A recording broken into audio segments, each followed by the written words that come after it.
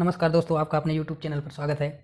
आज हम permanent magnet moving coil instrument के बारे में अध्ययन करेंगे। तो permanent magnet moving coil instrument जो है उसका कंस्ट्रक्शन इस प्रकार रहता है। इसमें जो है ये एक घोड़े की नाल की आकार जैसी परमानेंट मैग्नेट किसी है, ये हार्स की होती है। इसके ऊपर जो है पोल पीस को इंस्टॉल किया जाता है। एन और एस जो है ये इसके दो पोल पीस है। ये चुंबक का नॉर्थ और ये साउथ है। इससे आपका यूनिफॉर्म मैग्नेटिक फील्ड जनरेट होता है, यानी ये फ्लक्स एन से निकल के एस पे समाप्त होगा।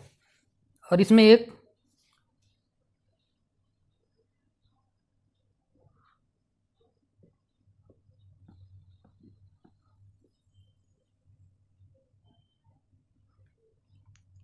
ये जो है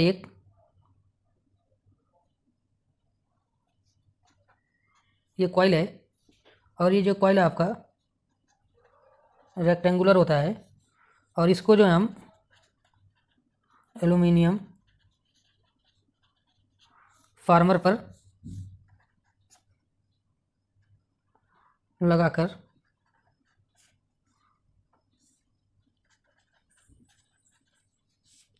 ये आयरन कोर के अंदर प्रेस कर देते हैं। ये आपका ये कॉइल है, ये जैसा कि दिखाया गया है। और ये आयरन डिस्क है, आयरन कोर है सॉरी। और इसके अंदर जो कॉइल है ये एल्युमिनियम फार्मर के ऊपर बाउंड किया गया है। और इस पूरे अरेंजमेंट को इसके ऊपर ही हम ये पॉइंटर जो कि हमें मेजर की जाने वाली वैल्यू को दर्शाता है, इसको इसके ऊपर हम अटैच कर देते हैं। और इसके ऊपर ही ये जो आपका ये स्प्रिंग लगा देते हैं कंट्रोलिंग टॉर्क के लिए। ये जो स्प्रिंग होती है आपकी ये फास्फर ब्रॉन्ज की होती है। और ये जो पूरा अरेंजमेंट है ये एक जेवेल बियरिंग के ऊपर होता है। ये सिस्टम जो है आपका जेवेल बियरिंग के ऊपर लगा होता है ताकि आसानी से मूवमेंट हो सके। ये परमानेंट मैग्नेट मूविंग इंस्ट्रूमेंट जो है आपका वो डीसी ओनली के लिए यूज किया जाता है, यानी कि ओनली डीसी मेजर करने के लिए permanent magnet moving coil instrument का उपयोग किया जाता है। और इसका उपयोग जो है एमीटर और वोल्ट मीटर में किया जाता है। अब इसका वर्किंग देखेंगे हम। ये तो आपका कंस्ट्रक्शन हो गया। ये स्केल है आपका जो कि यूनिफॉर्म स्केल रहता है। ये पर यूनिफॉर्म क्यों होता है स्केल, इसके बारे में भी आगे देखेंगे। इसका स्केल जो है वो यूनिफॉर्म होता है, ये स्केल यूनिफॉर्म होता है। अब इसके वर्किंग के बारे में समझेंगे। समझ लीजिए इसमें हम मेजर की जाने वाली करंट को यहाँ पे फ्लो कर रहे हैं। मेजर की जाने वाली करंट समझिए आई है। तो ये जब करंट फ्लो करेगी कॉइल में तो फैराडे के लॉ के हिसाब से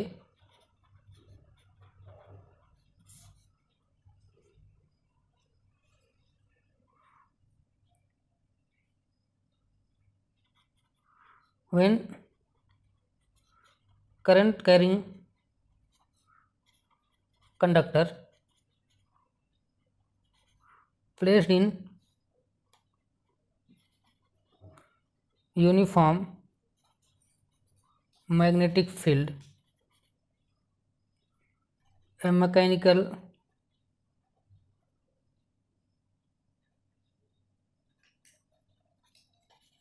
force act on it।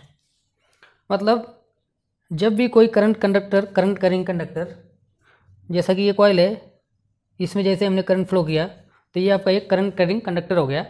Current carrying conductor को हमने यूनिफॉर्म मैग्नेटिक फील्ड, ये जो है आपका परमानेंट मैग्नेट हॉर्स से जो मैग्नेटिक फील्ड क्रिएट हुआ है, ये एक समान मैग्नेटिक फील्ड है। तो ये current carrying conductor uniform field में रखा हुआ है। तो इसके ऊपर जो है एक फोर्स लगेगा, इस कंडक्टर के ऊपर एक फोर्स लगेगा जिससे ये पॉइंटर जो है मूव करेगा अपने जीरो पोजीशन से, इसमें मूवमेंट आएगा। मान लीजिए इस दिशा में फोर्स लग रहा है तो ये आपका इस डायरेक्शन में मूव करेगा और हमें मेजर की जाने वाली हम वैल्यू हम इससे मेजर कर सकते हैं। मान लीजिए मापी जाने वाली धारा की दिशा बदल दी जाए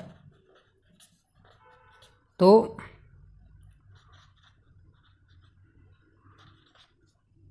पॉइंटर के डिफ्लेक्शन की दिशा भी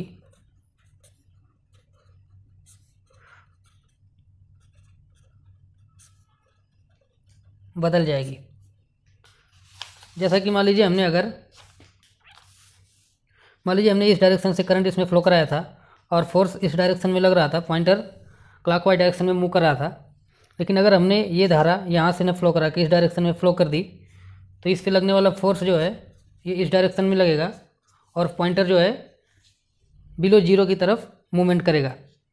ऐसा ना हो इसके लिए इधर स्प्रिंग कंट्रोल लगा हुआ है, ये जीरो के नीचे इसको जाने नहीं देता। ये स्प्रिंग कंट्रोल जो है जीरो के नीचे डिफ्लेक्शन को रोक देता है।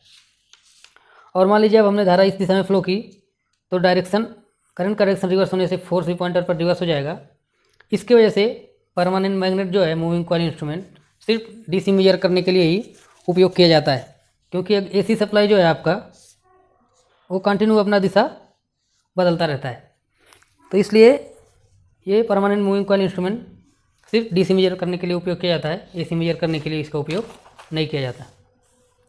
तो हमने देखा मापी जाने वाली अगर धारा की दिशा बदल दी जाए तो पॉइंटर के डिफ्लेक्शन की दिशा भी बदल जाएगी, यानी कि ये जीरो से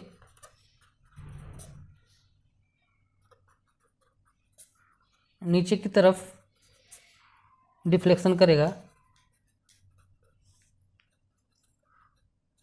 जिसे रोकने के लिए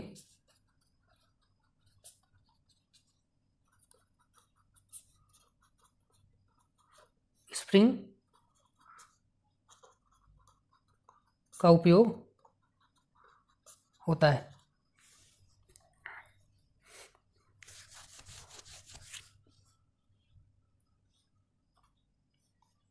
अब इसमें जो है डिफ्लेक्शन टार्क के बारे में देखेंगे। ये चुंबकीय बल रेखा की दिशा है और ये लंबाई का आपका ये जो है length of coil.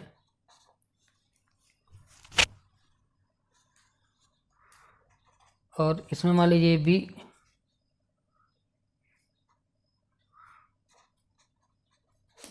Flux density of turn, small B जो है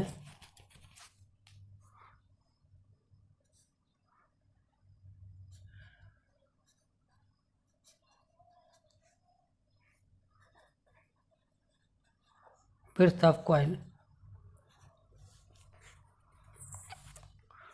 और आई जो है करंट है।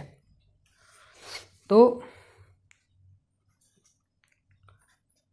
F equal to B I L sine theta से जब किसी कंडक्टर में धारा बह रही हो तो उस पर जो लगने वाला फोर्स है F equal to B I L sine theta होता है। क्योंकि इस पर लगने वाला फोर्स जो है ये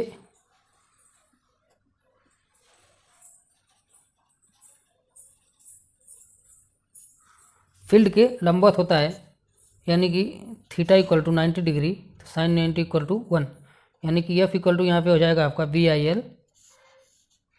तो यहाँ से जो टार्क निकल के आएगा एफ इंटू डी, ये जो टार्क होता है तो एफ यहाँ पे क्या है B I L I capital में इंटू डी जो है ये डिस्टेंस, बी है, ये एल और बी एरिया हो जाएगा, यानी कि T equal to V I into A, यानी ऐसे देखेंगे टी सी, यानी ये क्या है deflecting torque, T C proportional to I.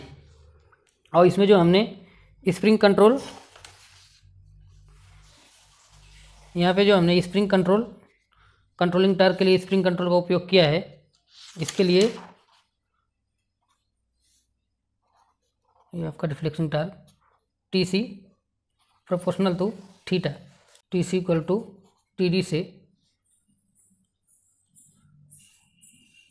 Proportional है, इसलिए इसमें जो स्केल होता है ये यूनिफॉर्म स्केल होता है।